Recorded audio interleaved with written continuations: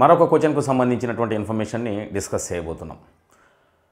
Question number 20లో భాగంగా 2 మార్కుల కోసం స్పీచ్ అనేటువంటి ఒక గ్రామటికల్ కాన్సెప్ట్ని మనం డిస్కస్ చేయాలి.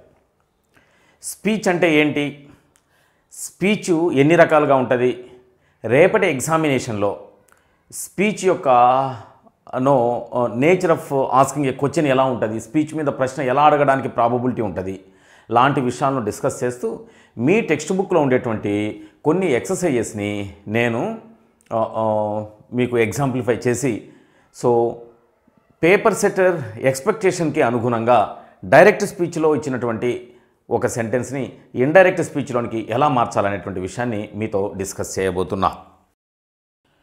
ఇంగ్లీష్ లాంగ్వేజ్లో స్పీచ్ అనేటువంటిది 2 రకాలుగా ఉంటుంది. ఒకటి డైరెక్ట్ స్పీచ్, రెండవది ఇండైరెక్ట్ స్పీచ్.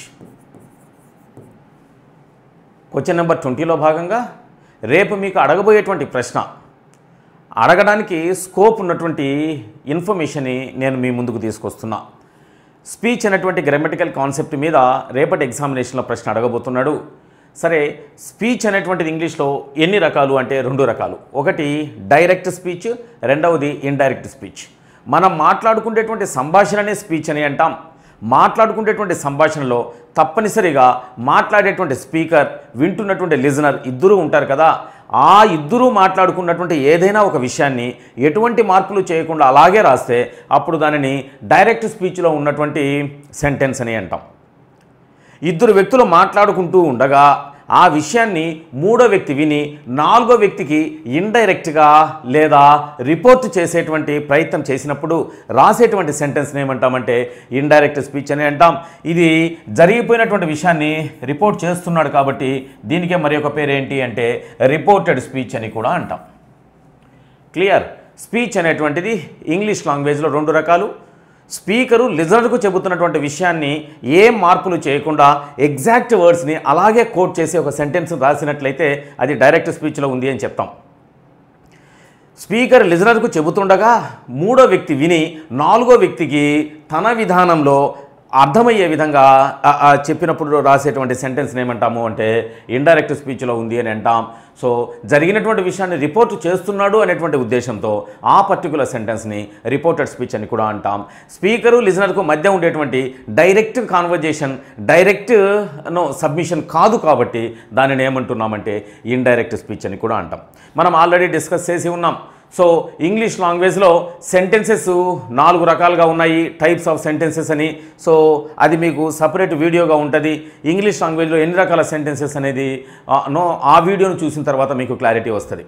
ఇక 2వ వీడియో దేని మీద చేసినామంటే అసలు స్పీచ్ అంటే ఏంటి, డైరెక్ట్ స్పీచ్లో సెంటెన్స్ ఎలా ఉంటుంది, ఇండైరెక్ట్ స్పీచ్లో సెంటెన్స్ ఎలా ఉంటుంది అనేటువంటి ఒక వీడియో చేసినాము. డైరెక్ట్ స్పీచ్ యొక్క లక్షణాలను, ఏదైనా ఒక రిప్రజెంటేషన్, ఏదైనా ఒక సెంటెన్స్ చూస్తూనే ఇది డైరెక్ట్ స్పీచ్లో ఉంది, ఇది ఇండైరెక్ట్ స్పీచ్లో ఉంది అని మీరు క్లియర్గా చెప్పడానికి ఆ వీడియో మీకు ఎంతగానో ఉపయోగపడుతుంది. ఓకే, ఇక మరొక వీడియో కూడా చేసి ఉన్నాం. అది దేనికి సంబంధించింది అంటే అసలు డైరెక్ట్ స్పీచ్ నుంచి ఏదైనా ఒక సెంటెన్స్ని ఇండైరెక్ట్ స్పీచ్లోనికి మార్చినప్పుడు ఎన్ని రకాల పదాలను మనం మార్చాలి అనేటువంటిది, words that change from direct speech to indirect speech అనేటువంటి ఒక వీడియో చేసి ఉన్నాం. దాన్ని కూడా మీరు చూసినట్లయితే మీకు ఇప్పుడు చెప్పబోయేటువంటి క్లాస్ మీద పూర్తి పట్టు రావడానికి ఛాన్సెస్ ఉంది. ఓకేనా? ఎస్, డైరెక్ట్ స్పీచ్లో ఉన్నటువంటి ఒక సెంటెన్స్ని ఇండైరెక్ట్ స్పీచ్లోనికి మార్చమని రేపటి ఎగ్జామినేషన్లో మిమ్మల్ని అడగడానికి ఛాన్సెస్ ఉంది. చూడండి, డైరెక్ట్ స్పీచ్లో ఒక సెంటెన్స్ రాస్తున్నా. Raju said to Ravi, I'm going to school. Okay, ఇది ఒక రిప్రజెంటేషన్, ఇది ఒక సెంటెన్స్. ఇప్పుడు ఈ సెంటెన్స్లో ఎవరితో చెప్పినారు అనేటువంటి విషయం ఉంది, ఆ చెప్పబడినటువంటి విషయం కూడా ఉంది. చెప్పబడినటువంటి విషయం ఇన్వర్టెడ్ కామర్స్లో, ఎవరితో చెప్పినారు అనేటువంటి విషయం ఈ విధంగా ఈ రెండింటిని డివైడ్ చేస్తూ ఏదైనా ఒక పంక్చువేషన్ మార్క్, ఇక్కడ కామా రాసి ఉన్నాం కదా, కామా కానీ సెమైకోలన్ కూడా ఉండడానికి ఛాన్సెస్ ఉంది. ఈ విధమైనటువంటి లేఅవుట్ ఉండేటువంటి సెంటెన్స్ వర్డ్ ఆర్డర్ని మనం డైరెక్ట్ స్పీచ్లో ఉన్నటువంటి సెంటెన్స్గా భావిస్తాం. ఓకేనా? ఏదైనా ఒక సెంటెన్స్ ఫుల్ స్టాప్తో ఎండ్ అయ్యింది అంటే, చెట్టు చివర మనం పెట్టినటువంటి పంక్చువేషన్ మార్క్ ఫుల్ స్టాప్తో ఎండ్ అయ్యింది అంటే అది అసెర్టివ్ సెంటెన్స్ అని. ఒకవేళ క్వశ్చన్ మార్కుతో ఎండ్ అయిందంటే అది ఇంటరాగేటివ్ సెంటెన్స్ అని. ఒకవేళ ఏదైనా ఒక సెంటెన్స్ చివర కానీ లేదా ఆ పర్టికులర్ సెంటెన్స్ లోపల కానీ ఎక్స్క్లమేటరీ మార్క్ ఉందంటే అది ఎక్స్క్లమేటరీ సెంటెన్స్ అని. సో సబ్జెక్టు లేకుండా కేవలం మెయిన్ వర్బ్తోనే ప్రారంభించబడిందంటే దాన్ని ఇంపరేటివ్ సెంటెన్స్ అని. సో రాసినటువంటి సెంటెన్స్లో ఈ ఇన్వర్టెడ్ కామాస్లో ఉండేటువంటి రిపోర్టెడ్ పార్ట్ని ఆధారంగా చేసుకొని, రిపోర్టెడ్ పార్ట్లో ఉండేటువంటి వర్డ్ ఆర్డర్ని ఆధారంగా చేసుకొని చిట్ట చివర ఏ గుర్తు పెట్టాలా అనేటువంటిది డిసైడ్ చేస్తాం. ఫుల్ స్టాప్ ఉంటే అది అసెర్టివ్ సెంటెన్స్ కానీ ఇంపరేటివ్ సెంటెన్స్ కానీ అవుతుంది. సో క్వశ్చన్ మార్క్ ఉంటే ఇంటరాగేటివ్ సెంటెన్స్, ఎక్స్క్లమేటరీ మార్కును కలిగి ఉంటే అది ఎక్స్క్లమేటరీ సెంటెన్స్ అనేటువంటి కొన్ని రకాలుగా మనం సెంటెన్సెస్ని డివైడ్ చేస్తాం. Okay, no problem. సో ఈ సెంటెన్స్ డైరెక్ట్ స్పీచ్లో ఉంది. ఇప్పుడు ఈ డైరెక్ట్ స్పీచ్లో ఉండేటువంటి సెంటెన్స్ని మనం ఇండైరెక్ట్ స్పీచ్లోనికి మార్చాలి. ఇండైరెక్ట్ స్పీచ్లోనికి మార్చాలి అంటే మొట్టమొదట మీరు గమనించాల్సిన విషయం ఏంటంటే ఇది ఏ రకమైనటువంటి సెంటెన్స్. ఎస్, ఇది అసెర్టివ్ సెంటెన్స్ కదా.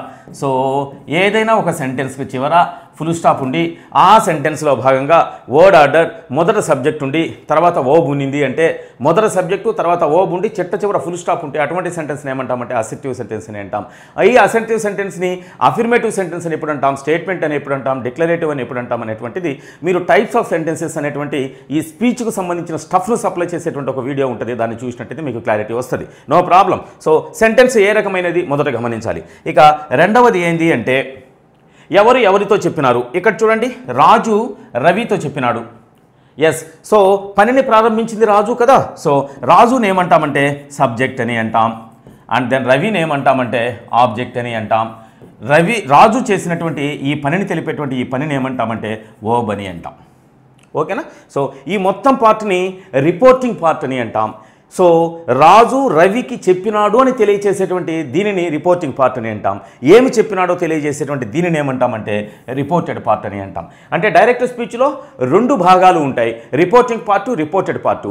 రిపోర్టింగు మరియు రిపోర్టెడ్ పార్టులను విడదీస్తూ లేదా వేరు చేస్తూ మనకి ఒక పంక్చువేషన్ మార్కు, కామా కానీ సెమైకోలన్ కానీ ఉండడానికి స్కోప్ ఉంది. ఈ రిపోర్టింగ్ పార్టులో సబ్జెక్ట్ ఉంటుంది, వర్బ్ ఉంటుంది, ఆబ్జెక్ట్ ఉంటుంది. ఎస్, దెన్ రిపోర్టెడ్ పార్ట్లో భాగంగా సో ఇక్కడ కూడా ఒక సబ్జెక్ట్ ఉంటుంది, సో ఇక్కడ కూడా ఒక వర్బ్ ఉంటుంది. సో వీటిని మీరు గమనించాలి. సబ్జెక్ట్ ఉంటుంది, వర్బ్ ఉంటుంది. ఓహో, సబ్జెక్టుతో ప్రారంభించబడి ఆ తర్వాత వెంటనే వర్బ్ను కలిగి ఉంది కాబట్టి ఇది అసెర్టివ్ సెంటెన్స్, చివర ఫుల్ స్టాప్ ఉంది కాబట్టి అసెర్టివ్ సెంటెన్స్. ఈ విధంగా రిపోర్టింగ్ పార్ట్లో ఉండేటువంటి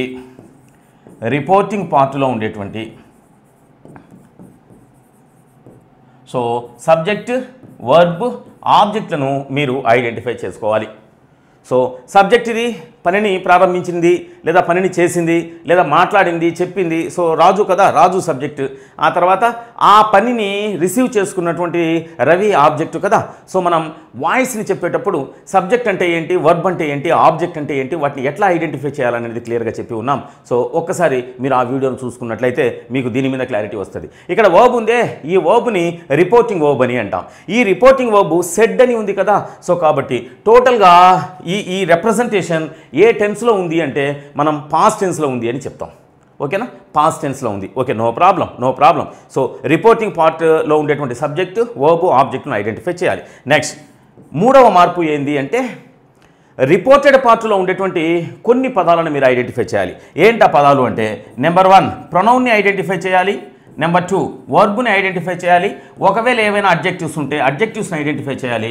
ఒకవేళ అడ్వర్బ్స్ ఉన్నట్లయితే అడ్వర్బ్స్ను కూడా మనం ఐడెంటిఫై చేసేటువంటి ప్రయత్నం చేయాలి.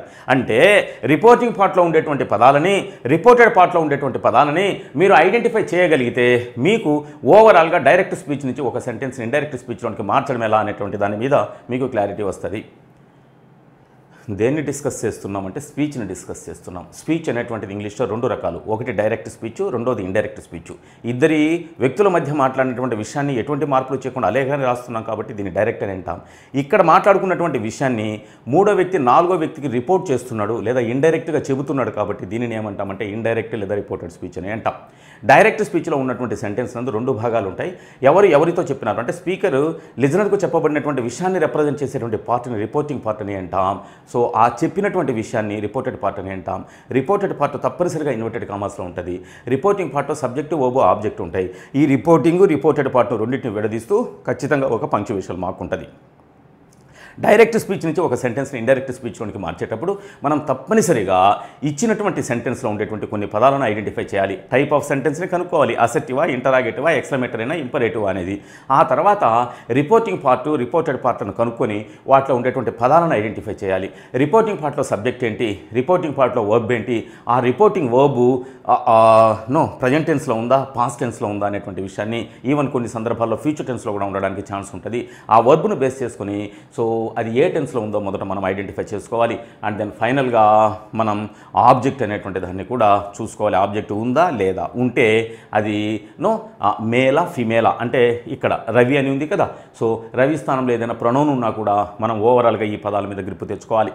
ఇక రిపోర్టెడ్ పార్ట్లో ఖచ్చితంగా మనం కొన్ని పదాలను ఐడెంటిఫై చేసి పెట్టుకోవాలి. ఏంటిది, ఇందులో ప్రొనౌన్ ఏంటి, ప్రొనౌన్ సో నౌన్ కానీ ప్రొనౌన్ కానీ సబ్జెక్ట్ స్థానంలో ఉంటాయి కదా. రిపోర్టెడ్ పార్ట్లో సబ్జెక్ట్ స్థానంలో ఉండేటువంటి ప్రొనౌన్ ఏంటి, ఆ తర్వాత వచ్చినటువంటి వర్బ్ ఏంటి, ఆ తర్వాత అందులో ఇంకా ఏమైనా అడ్జెక్టివ్స్, అడ్వర్బ్స్ లాంటివి ఏమైనా ఉన్నాయా, సో ఏమేమి ఉన్నాయో వాటిని ఐడెంటిఫై చేయాలి. సో ఈ ప్రొనౌన్స్, వర్బ్స్, అడ్జెక్టివ్స్, అడ్వర్బ్స్ని ఎట్లా ఐడెంటిఫై చేయాలా అనేటువంటిది, నేను ఏ పదాలను మార్చాలా అనేటువంటి ఈ ఇన్ఫర్మేషన్ని ఒక వీడియో సపరేట్గా చేసి ఉన్నా, మీకు టైము లెంతీగా కాకూడదు అనేటువంటి ఉద్దేశంతో దాన్ని ఒకసారి చూసుకుని దీంట్లోకి వచ్చినారంటే మీకు పూర్తి క్లారిటీ వస్తుంది. ఓకేనా, రైట్. ఇప్పుడు మనం ఓవరాల్గా ఈ సెంటెన్స్ని డైరెక్ట్ స్పీచ్లో ఉంది అని కనిపెట్టేసినాం. సో దీన్ని ఇండైరెక్ట్ స్పీచ్లోనికి మార్చడం ఎలా అనేటువంటి మార్పులోకి వెళ్ళిపోతున్నాం. సో ఒక్కసారి చూడండి.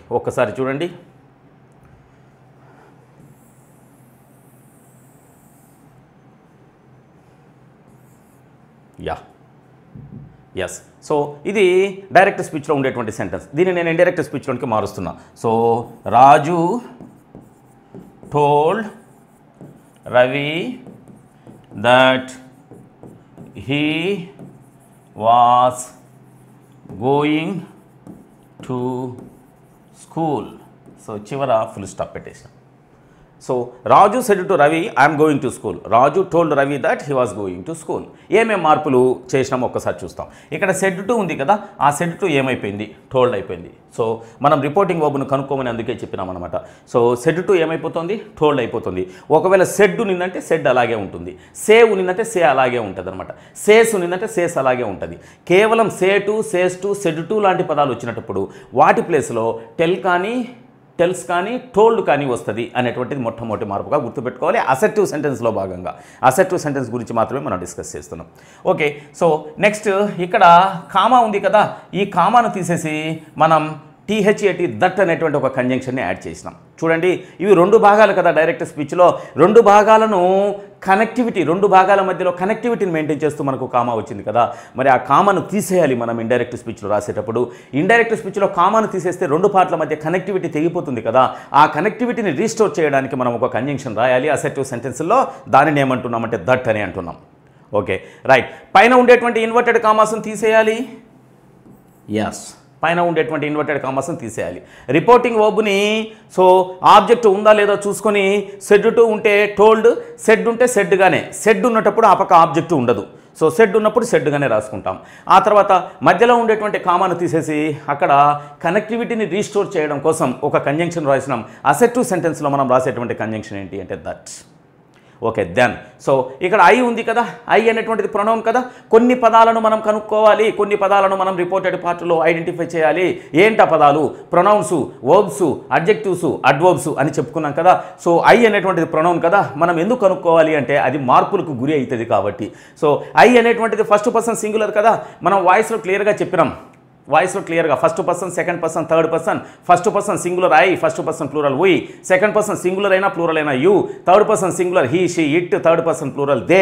సో ఈ విధంగా మనం పర్సన్స్ మీద క్లారిటీ ఉండాలి, ఆ పర్సనల్ ప్రొనౌన్స్ మీద క్లారిటీ ఉండాలి. ఇక్కడ ఐ అనేది ఫస్ట్ పర్సన్ కాబట్టి ఐ ఉన్నట్లయితే రిపోర్టింగ్ పార్ట్లో ఉండేటువంటి సబ్జెక్టుకు అనుగుణంగా మార్పులకు గురి అవుతుంది. ఐ ఉన్నట్లయితే రిపోర్టింగ్ పార్ట్లో ఉండేటువంటి సబ్జెక్టుకు అనుగుణంగా, ఇక్కడ మేల్ అయితే హీ అవుతుంది, ఫిమేల్ అయితే షీ అవుతుంది. అది సబ్జెక్టుకు అనుగుణంగా అంటే. సో అందుకని ఐ ఏమైందంటే హీ అయింది. యామ్ అని ఉంది కదా, యామ్ అది కాంట్రాక్షన్ అది. సో యాక్చువల్గా ఐ యామ్, అది ఐ యామ్. సో దీని యొక్క ఎక్స్పాండెడ్ ఫామ్ ఏంటి, ఐ యామ్. సో ఈ యామ్ అనేటువంటిది ప్రజెంట్ టెన్స్లో ఉంది, అది కాస్త పాస్ట్ టెన్స్లోకి మారిపోతుంది. అంటే ఇది వర్బ్ కదమ్మా, వర్బ్ కదా. యామ్ అనేటువంటిది ఒక యాక్సిలరీ వర్బ్ కదా. సో అది ప్రజెంట్ బీ ఫామ్ కదా, సో ఆ బీ ఫామ్ కాస్త పాస్ట్ బీ ఫామ్గా మారిపోతుంది. సో యామ్ ఏమైపోయింది, వాస్ అయిపోయింది. ప్రొనౌన్ కనిపెట్టాలి, ఎందుకు కనిపెట్టాలి, మార్పులకు గురి అవుతుంది. వర్బ్ను కనిపెట్టాలి, ఎందుకు కనిపెట్టాలి, మార్పులకు గురి అవుతుంది. ప్రజెంట్ టెన్స్లో ఉండేటువంటి వర్బ్స్ అన్ని పాస్ట్ టెన్స్ లేకపోతాయి. సింపుల్ ప్రజెంట్ టెన్స్లో ఉంటే సింపుల్ పాస్ట్లోకి వెళ్తుంది, ప్రజెంట్ కంటిన్యూస్లో ఉంటే పాస్ట్ కంటిన్యూస్లోకి వెళ్తుంది, ప్రజెంట్ పర్ఫెక్ట్లో ఉంటే పాస్ట్ పర్ఫెక్ట్లోకి వెళ్తుంది, సింపుల్ పాస్ట్ టెన్స్లో ఉంటే కన్నా సో పాస్ట్ పర్ఫెక్ట్ టెన్స్లోకి వెళ్తుంది, పాస్ట్ కంటిన్యూస్లో ఉంటే పాస్ట్ పర్ఫెక్ట్ కంటిన్యూస్లోకి వెళ్తుంది. సో పాస్ట్ పర్ఫెక్ట్ టెన్స్లో ఉంటే సో అది పాస్ట్ పర్ఫెక్ట్ టెన్స్లోనే, పాస్ట్ పర్ఫెక్ట్ టెన్స్లో ఉన్నప్పుడు మార్పులకు గురి అయ్యేటువంటి అవకాశం లేదు. సో నెక్స్ట్ సింపుల్ ఫ్యూచర్లో ఉంటే అది పాస్ట్ ఫ్యూచర్లోకి వెళ్ళిపోతుంది. అండ్ ఫ్యూచర్ పర్ఫెక్ట్లో ఉన్నింది అంటే గిన అది కూడా పాస్ట్ ఫ్యూచర్ పర్ఫెక్ట్లోకి మారిపోతుంది. మొత్తానికి సో ప్రజెంట్లో ఉండేటివన్నీ పాస్ట్లోకి మారిపోతాయి అనేటువంటి విషయాన్ని మీరు గుర్తుపెట్టుకోవాలి. అందుకనే యామ్ అనేటువంటి present be form past be form వాజ్గా మారిపోతుంది. సో అది జరిగినటువంటి విషయం. చిట్ట చివర మనం ఫుల్ స్టాప్ ఎలా ఉండేది అలాగనే పెడుతున్నాం. సో మీరు గుర్తుంచుకోవాల్సినటువంటి విషయం ఏంటి అంటే డైరెక్ట్ స్పీచ్ నుంచి ఒక సెంటెన్స్ని ఇండైరెక్ట్ స్పీచ్ నుండి మార్చినప్పుడు అది ఏ రకమైన సెంటెన్స్ అయినా either it is assertive or interrogative or imperative or even exclamatory, it has to be converted into assertive form and it has to be ended with punctuational mark full stop. So ఆ విషయాన్ని కనిపెట్టాలి. So full స్టాప్తో end అవుతుంది అనేటువంటి విషయాన్ని మీరు కనిపెట్టాలి. ఓవరాల్గా so Raju said to Ravi I'm going to school, Raju told Ravi that he was going to school. ఒకవేళ ఆబ్జెక్టు లేకపోతే Raju said I'm going to school అని వస్తుంది. ఆబ్జెక్టు లేకపోతే సెడ్ తర్వాత టు రాదు. సో అటువంటి సందర్భంలో సెడ్ టు ఉంటేనే టోల్డ్ రాయండి. సెడ్ ఒకటే వచ్చింది అంటే మీరు టోల్డ్ రాయకూడదు. Said to is equal to told, said is equal to not at all equal to told. కాబట్టి సెడ్ సెడ్గానే రాయాలి. Raju said I'm going to school, Raju said that he was going to school. ఇప్పుడు నేను టెన్స్ మారుస్తున్నా. Raju said to Ravi I go to school, Raju told Ravi that he goes to no, Raju told Ravi that he went to school. Okay, present టెన్స్లో ఉండేటువంటిది past టెన్స్లోకి మారిపోతుంది. గోకి past form went కదా. Yes, Raju said to Ravi she is going to school. So then Raju told Ravi that she was going to school. So is అనేది am is ఆరు, vase వర్లగా మారిపోతాయి, హ్యాజు హ్యావ్లు హ్యాడ్లుగా మారిపోతాయి, డూ డజ్లు డిడ్లుగా మారిపోతాయి, will would shall should can could may might no ఇవన్నీ కూడా విల్లు can May shell అనేటువంటి వాటి యొక్క పాస్ట్ ఫామ్స్లోకి మారిపోతాయి. ఒకవేళ V1 ఉన్నిందంటే అది V2లోనికి మారిపోతుంది. V1కు ఎస్ కానీ ఈఎస్ కానీ ఉన్నా కూడా అది V2లోనికి మారిపోతుంది. ఒకవేళ V2లో ఉన్నిందంటే అది V3లోకి మారిపోతుంది. హ్యాడ్ ప్లస్ సో V3లోనికి మారిపోతుంది. సో ఇదంతా కూడా నేను క్లియర్గా చెప్పి ఉన్నా కాబట్టి సో దాన్ని ఒక్కసారి మీరు చూడండి. ఓకే, ఒకవేళ ఇంటరాగేటివ్ సెంటెన్స్ అనుకోండి. రైట్, సో ఇక్కడ ఇంటరాగేటివ్ సెంటెన్స్ అనుకోండి. ఇంటరాగేటివ్ సెంటెన్స్ ఏమేమి మార్పులకు గురి అవుతాయి ఒక్కసారి చూడండి. So he said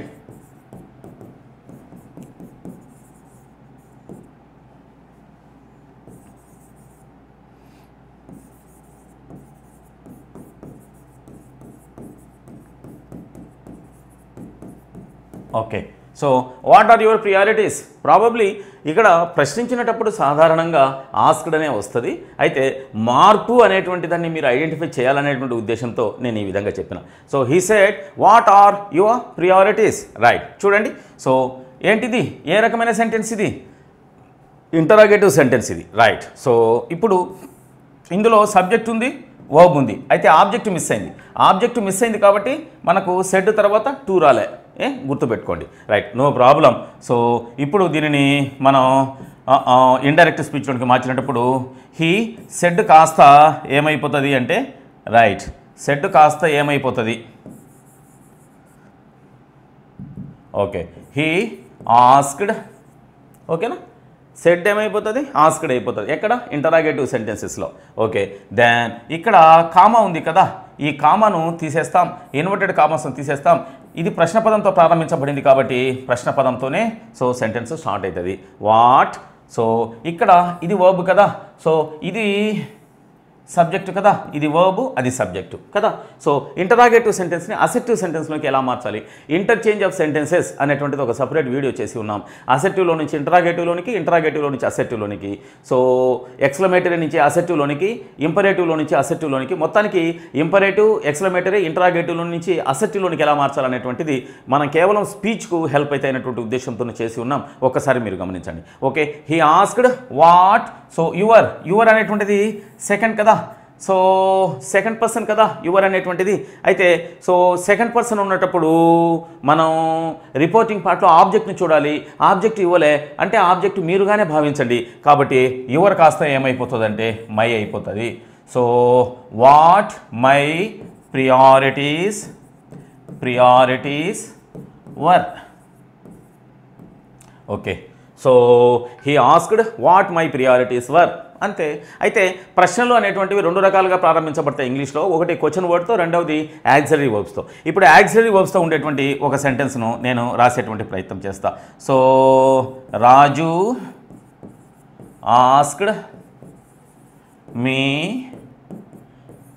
can you speak English. So ఇక్కడ మీకు క్లారిటీ రావాలనేటువంటి ఉద్దేశంతో నేను ఎగ్జాంపుల్స్ కూడా సింప్లిఫైడ్ ఎగ్జాంపుల్స్ తీసుకుంటున్నా. అయితే మళ్ళీ టెక్చువల్ ఎగ్జాంపుల్స్కి వచ్చినప్పుడు మీకు మాకు ఓవరాల్గా టోటల్ ఎగ్జాంపుల్స్ మీద పట్టు వచ్చేటట్టు చేస్తా. Okay, anyhow Raju asked me can you speak English. Okay, so ఇది రిపోర్టింగ్ పార్ట్, అది reported part.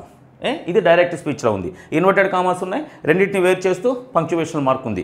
Okay right. So ఇది సబ్జెక్టు, ఇది ఆబ్జెక్ట్, ఇది verb. Okay, no problem. Yes. So ఇప్పుడు దీనిని మనం దేంట్లోకి మారుస్తున్నాము అంటే సో ఇండైరెక్ట్ స్పీచ్లోకి మారుస్తున్నాం. చూడండి, రాజు ఆస్క్డ్ మీ, కామాన్ తీసేయాలి, ఇన్వర్టెడ్ కామాస్ని తీసేయాలి. కామాన్ తీసేస్తే కనెక్టివిటీ పోతుంది కాబట్టి సో ఆ కామా ప్లేస్లో ఇఫ్ను మనం రాసినాం. మరి ఇక్కడ కామాన్ తీసేసినప్పుడు అడిషనల్ వర్డ్ ఏం రాయలేదే, కంజంక్షన్ ఏం రాయలేదే అంటే ఇక్కడ క్వశ్చన్ వర్డే కంజంక్షన్గా యాక్ట్ చేస్తుంది కాబట్టి ఇంకొక వర్డ్ అవసరం లే. ఇక్కడ మనకి ఆ క్వశ్చన్ వర్డ్ లేదు కదా, అందుకనే ఇఫ్ కానీ వెదర్ కానీ, ఇఫ్ కానీ WHETHER వెదర్ కానీ ఈ రెండింటిలో ఏదైనా రాయవచ్చు. సాధారణంగా ఇఫ్ను రాస్తాం. వెదర్ అనేటువంటిది రిపోర్టెడ్ పార్ట్లో ఏదైనా ఒక ఛాయిస్ అడగబడినప్పుడు రాసేటువంటి అవకాశం ఉంది. ఓకే, ఇందులో వర్బ్ ఇది, ఇందులో సబ్జెక్ట్ ఇది. ఇప్పుడు దీనిని అసెప్టివ్ ఫామ్ ఇవ్వాలి అంటే, ఎందుకంటే ఇండైరెక్ట్ స్పీచ్లో ఉన్నటువంటి ప్రతి సెంటెన్స్ చివర ఫుల్ స్టాప్తో ఎండ్ అవుతుంది కాబట్టి అసెప్టివ్ ఫామ్లోనికి మార్చాలి ఇంటరాగేటివ్ను కదా. అందుకని సబ్జెక్ట్ను ముందుకు తీసుకొచ్చి వర్బ్ను తర్వాత తీసుకెళ్తాం. ఇది వర్బ్, ఇది సబ్జెక్ట్ కదా, సబ్జెక్ట్ను ముందుకు తీసుకురావాలి. సబ్జెక్ట్ ఏముంది, యూ ఉంది. యూ అనేది ఏ పర్సన్, సెకండ్ పర్సన్ అయితే దేన్ని చూడాలి, ఆబ్జెక్ట్ని చూడాలి. సో ఇక్కడ మీ ఉంది కదా, మరి మీ అనేటువంటిది యా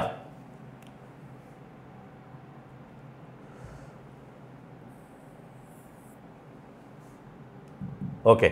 సో మీ అనేటువంటిది సబ్జెక్టు స్థానంలో మనం రాస్తున్నాం కదా. సో మీ ఫస్ట్ పర్సన్ లేక మారిపోవాలి యూ కదా. సో ఆబ్జెక్ట్ ఉంది కదా, ఆబ్జెక్ట్ స్థానంలో ఫస్ట్ పర్సన్ ఉంది కదా. మరి సెకండ్ పర్సన్ ఏదైనా ప్రొనౌన్ ఉన్నప్పుడు దానిని మనం ఇండైరెక్ట్ స్పీచ్లోనికి మార్చేటప్పుడు రిపోర్టింగ్ పార్ట్లో ఉండేటువంటి ఆబ్జెక్ట్ను అనుసరించి మార్చాలి కదా. సో కాబట్టి యూ కాస్త ఏమవుతుంది అంటే ఐ అవుతుంది. యూ కాస్త ఏమవుతుంది, ఐ అవుతుంది. యూ హీ కానీ షీ కానీ కావాలి. ఒకవేళ ఆబ్జెక్ట్ స్థానంలో ఫస్ట్ పర్సన్ ప్రొనౌన్ ఏదైనా ఉంది అంటే, ఫస్ట్ పర్సన్ రిప్రజెంటేషన్ ఉంది అంటే దానికి అనుగుణంగా ఇక్కడ మార్పులకు గురి అవుతుంది. కెన్ ఏమైపోతుంది, కుడ్ అవుతుంది. So could speak English. So చివర full stop. Okay, Raju asked me can you speak English. Raju asked me if I could speak English. So ఇది కరెక్ట్ ఎక్స్ప్రెషన్ అవుతుంది. ఓకే, ఒక్కసారి బ్రీఫ్ చేస్తున్నా. ఇంటరాగేటివ్ సెంటెన్స్ని ఇండైరెక్ట్ స్పీచ్లోకి మార్చాలి అంటే ఇంటరాగేటివ్ సెంటెన్స్ని మొదట ఐడెంటిఫై చేయండి, చివర క్వశ్చన్ మార్క్ ఉంటుంది. అయితే ఇంటరాగేటివ్ సెంటెన్స్ అనేటువంటిది ఇంగ్లీష్లో రెండు రకాలుగా ఆపరేట్ చేయబడి ఉంటుంది. సో నెంబర్ 1 క్వశ్చన్ వర్డ్తో, నెంబర్ 2 యాక్సిలరీ వర్బ్తో. క్వశ్చన్ వర్డ్తో ప్రారంభించబడినప్పుడు సో దానిని మనం ఇండైరెక్ట్ స్పీచ్లోనికి మార్చేటప్పుడు సో రిపోర్టింగ్ పార్ట్ తర్వాత కామాను తొలగించి క్వశ్చన్ వర్డ్నే కంజంక్షన్గా యూజ్ చేసుకోవాలి. మరియు ఇంటరాగేటివ్ సెన్స్ని అసెప్టివ్ సెన్స్గా మార్చడానికి సో వర్బ్ సబ్జెక్టులను సబ్జెక్టు వర్బులుగా మార్చేసి చివర ఫుల్ స్టాప్ పెడతాం. మార్చాల్సినటువంటి పదాలని అసెప్టివ్ సెన్స్లో ఎలా మార్చినామో అలాగే మారుస్తాం. అయితే రిపోర్టింగ్ వర్బు సెడ్ కానీ సెడ్ టు కానీ ఉన్నాయి అంటే వాటిని ఆస్క్డ్ లేదా ఎన్క్వైర్డ్ అనేటువంటి పదాలుగా, లేదా పోజ్డ్ POSED పోజ్డ్. అయితే మీరు ఆస్క్డ్ ఒక్కటి పెట్టుకోండి, ఎందుకంటే మీరు రిటర్న్ ఫామ్లో రాయాలి, మీకు ఛాన్సెస్ ఏమి ఉండవు, మీకు ఏమొచ్చిందో అదే రాయాలి, కాబట్టి ఒక్క పదాన్ని తెలుసుకొని పోతే సరిపోతుంది. అదే ఒకవేళ యాక్సిలరీ వర్బు లేదా హెల్పింగ్ వర్బుతో ప్రారంభించబడినటువంటి ప్రశ్న అయితే అప్పుడు మనం ఏం చేస్తాం, రిపోర్టింగ్ పార్ట్ తర్వాత ఇఫ్ కానీ వెదర్ కానీ రాస్తాం.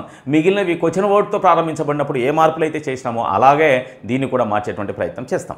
ఓకే, నెక్స్ట్ సో ఒకవేళ సో ఇచ్చినటువంటి okay right. So exclamatory sentence అనుకోండి,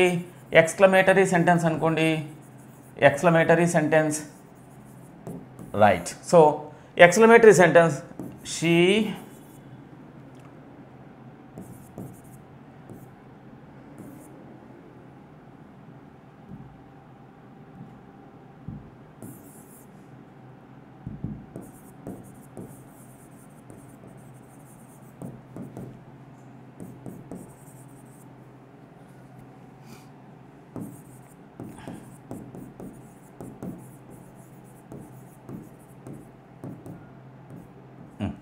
exclamatory sentence.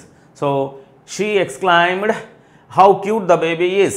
ఓకేనా, రైట్. సరే, ఇప్పుడు వాట్లతో ఎక్స్క్లమేటరీ సెంటెన్స్ అనేటువంటిది ఇంగ్లీష్లో రెండు రకాలుగా స్టార్ట్ అవుతుంది. ఒకటి ఇంటర్జెక్షన్ సహాయంతో, రెండోది వాటు మరియు హౌలతో. ఎక్స్క్లమేటరీ సెంటెన్స్ అది ప్రారంభించేటువంటి విధానం నేను టైప్స్ ఆఫ్ సెంటెన్సెస్ అనేటువంటి ఒక వీడియో చేసి ఉన్నా. సో దాన్ని ఒకసారి చూస్తే కానీ ఎక్స్క్లమేటరీ సెంటెన్స్ మీద విత్ ఫుల్ ఆఫ్ ఎగ్జాంపుల్స్ మీకు క్లారిటీ వస్తుంది. రైట్, మొత్తానికి she exclaimed how cute the baby is, ఇది ఎక్స్క్లమేటరీ. ఎలా చెప్తాం, వాక్యానికి చివర ఎక్స్క్లమేటరీ మార్క్ ఉంది. సో దీనిని మనం ఇండైరెక్ట్ స్పీచ్లోకి మార్చేటప్పుడు షీ ఎక్స్క్లైమ్డ్. సో ఇక్కడ ఒక ఎమోషన్కు సంబంధించింది కదా. సో ఎక్స్క్లమేటరీ సెంటెన్సెస్ అని మనలో ఉండేటువంటి సడన్ ఫీలింగ్స్ని రిప్రజెంట్ చేస్తాయి కదా. ఆ ఎమోషన్ ఏది, నేచర్ ఏంటి? ప్రాబబ్లీ ఆమెకు ఆనందం వేసింది. సో ఆనందం వేసింది కాబట్టి so exclaimed with so joy కానీ లేదా హ్యాపీనెస్ కానీ, ఆనందం వేసింది అంటే సో జాయ్ కానీ హ్యాపీనెస్ కానీ. Okay, exclaimed with happiness same. So కామాన్ తీసేస్తున్నాం కదా, ఇక్కడ దట్ పెడతాం. అండ్ దెన్ పైన ఉండేటువంటి ఇన్వర్టెడ్ కామాస్ని తీసేస్తాం. ఓకే, ఇప్పుడు సెంటెన్సు ఎక్స్క్లమేషన్ని తెలియజేస్తుంది కదా, ఇప్పుడు అది అసర్షన్ని తెలియజేసే విధంగా దాన్ని మనం మార్చుకోవాలి. సో ఇందులో ఇది సబ్జెక్టు, ఇది వర్బు కదా. సో సబ్జెక్టు వర్బులను తప్పనిసరిగా ఐడెంటిఫై చేయండి మొదట. సో ద బేబీ అనేటువంటిది సబ్జెక్టు, ఈజ్ అనేటువంటిది సో అక్కడ వర్బ్ అవుతుంది కదా. సో ఇక్కడ మనం దీనికి ఇండైరెక్ట్ స్పీచ్లోకి మార్చేటప్పుడు సబ్జెక్టు ముందుకు తీసుకొస్తాం కాబట్టి ద బేబీ. సో ఈజ్ కాస్త ఫాస్ట్ ఫామ్లోకి మారిపోతుంది, వాస్. సో చాలా క్యూట్గా ఉంటేనే కదా మనం ఏదైనా ఒక ఎక్స్క్లమేషన్ని రిప్రజెంట్ చేసేది. సాదాసీదాగా ఉన్నింది అంటే మనం ఎక్స్క్లమేటరీ సెంటెన్స్ని యూజ్ చేసే అవకాశం లేదు. కాబట్టి వెరీ అనేటువంటి ఒక ఇంటెన్సిఫైర్ని మనం ఆ అడ్జెక్టివ్కి ముందు వైపున యూజ్ చేస్తాం. ఓవరాల్గా she exclaimed with happiness are with Joy that the baby was very cute. ఇది ఎక్స్క్లమేటరీ సెంటెన్సెస్ని మనం ఇండైరెక్ట్ స్పీచ్లోనికి మార్చేటువంటి విధానం.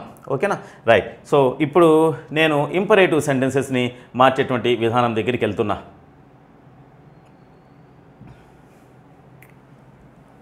So imperative sentence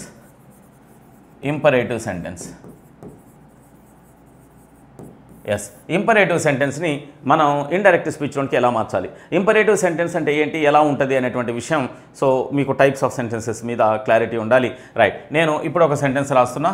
so my mother said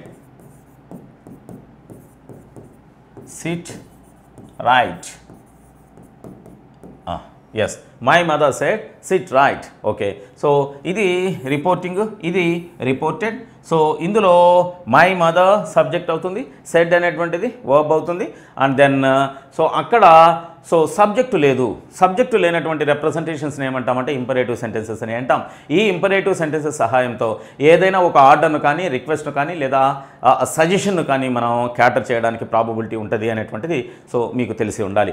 right. So my mother said sit right. So ఇది imperative sentence. Okay, right. నేను already చెప్పి ఉన్న reported పార్ట్లో ఉన్నటువంటి word ఆర్డర్ని బేస్ చేసుకునే టోటల్గా డైరెక్ట్ స్పీచ్లో ఉన్నటువంటి సెంటెన్స్ యొక్క నేచర్ ఆఫ్ ద సెంటెన్స్ని ఐడెంటిఫై చేస్తాం. అది అసెప్టివా, ఇంటరాగేటివా, ఇంపరేటివా, ఎక్స్క్లమేటరీ అని. సో ఇక్కడ సబ్జెక్టు లేకుండా డైరెక్ట్